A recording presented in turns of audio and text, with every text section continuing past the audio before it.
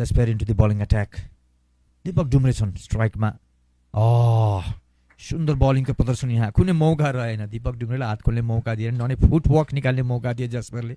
सायद त्यो गतिले पनि बिट गराएको छ। दुई तीनटा बाउन्ड्री आउँछ भने एउटा राम्रो पोजिसनमा जान्छ नेपाल। गर्नु होला नेपालको बल जानेछ बाउन्ड्री पार। यही कुरा गर्दै थियो हामी, फरक पार्नेछ यसले, धेरै फरक पार्नेछ यस खेललाई।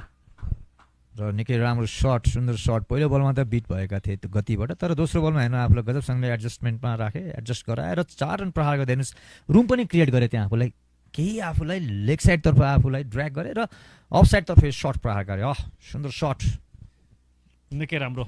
र अस्ति जुन नेपाल र ओमान बिचको खेलमा आरिफ शेखको त्यो 3टा छक्का, त्यसले कति फरक पारेको त्यो खेलमा, धेरै फरक पर्छ। र केमियो नक तल आएर र दीपक डुम्रेले एउटा चौका, राशिद खानले 14 रन बनाइसकेका छन्। एक रन अब यस्तै नेपालको बलरलाई कति रन तपाईँ दिनुहुन्छ त्यति सहज हुनेछ। डाउन द ट्र्याक फेरि पनि खेलेका छन् र बल जानेछ सीमा रेखा बाहिर 4 रनको लागि। Back to back boundaries coming from the bat of Dumre. Well execution by Dipak Dumre. हेर्नुहोस् विराट चाहिने बेलामा उनको ब्याटबाट बाउन्ड्रिज प्रहार भइरहेको छ डाउन द ट्र्याक। बिरलै हामी देख्न सक्छौँ कुनै ब्याटर्सहरू डाउन द ट्र्याक आउँछन् र सर्ट प्रहार गर्छन्। एकदमै सही सोच र क्यापमा खेल्न सफल। घुमाइदिए।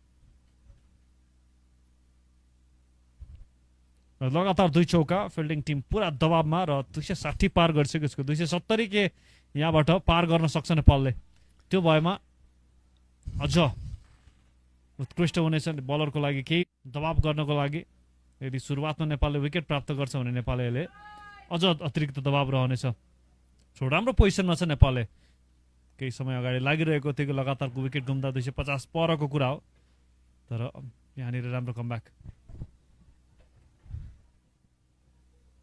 ट्रिगर मुभमेन्ट, ठुलो प्रहार यसै पटक र फेरि पनि 1 bounce over the fence and that's gone for the boundary again. Hat trick boundary 4 4 र 4। सुन्दर ब्याटिङको प्रदर्शन दीपक डुम्रेबाट। वाह, उनको नाम हो दीपक डुम्रे। निकै राम्रो सट यो। हेर्नुहोस् तयार थियो उनी, कटर थियो, त्यसमाथि पनि वाइड यर्कट किसिमको बल थियो, तैपनि पछाडि पुरै बडी वेटलाई कसरी पछाडि लिएर गयो हेर्नुहोस् त्यहाँ। र बटम ह्यान्ड प्रयोग गर्दै फिल्डर माथि राखेका थिए र चौका, लगातार 3 चौका दीपक डुम्रे। यही कुरो जोडिरहेको थियो यहाँ। परीक्षाको घडी पनि रहनेछ दीपक डुम्रेलाई। यो खालको अवस्थामा आयो, सिचुएसनमा आएर कसरी आफूलाई प्रस्तुत गर्ने छ, प्रस्तुत गजब तरिकाले गरिरहेको छ। यहाँ पहिलो बलमा बिट त खाए, ठिक छ, त्यस पश्चात निरन्तर रूपमा 3टा बाउन्ड्रिज उनको ब्याटबाट। सुन्दर प्रहार। अझ 2 बल रहने नै छ इनिङ सकिनको लागि, यो ओभर सकिनको लागि, यो इनिङ सकिनको लागि। स्कोर एउटा राम्रो टोटल बनाइसकेको छ नेपालीले, 267 रन। Shot, acrobatic and innovative shot. फेरि पनि 4 रनको लागि। This is Deepak Dumre. My goodness, look at the way is been executing that deliveries for the shots. वाह वाह वाह, सबै किसिमको शट छ मसँग। T20 क्रिकेट, आधुनिक क्रिकेट आजकल तपाईँसँग यो आवश्यक छ।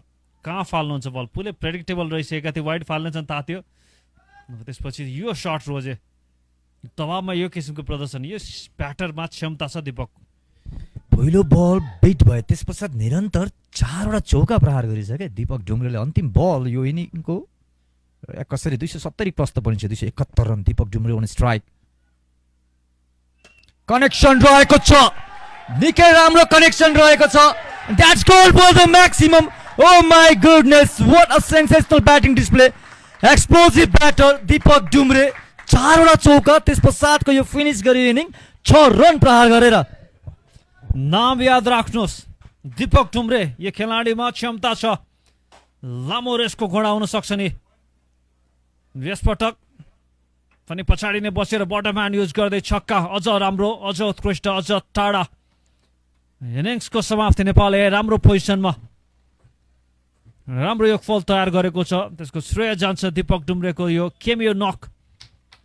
आक्रामक इनिङ्स, सायद स्कटल्यान्डले सोचेको थिएन यो किसिमको आउला अन्तिममा। राम्रो स्कोर बनाउन सफल नेपालले।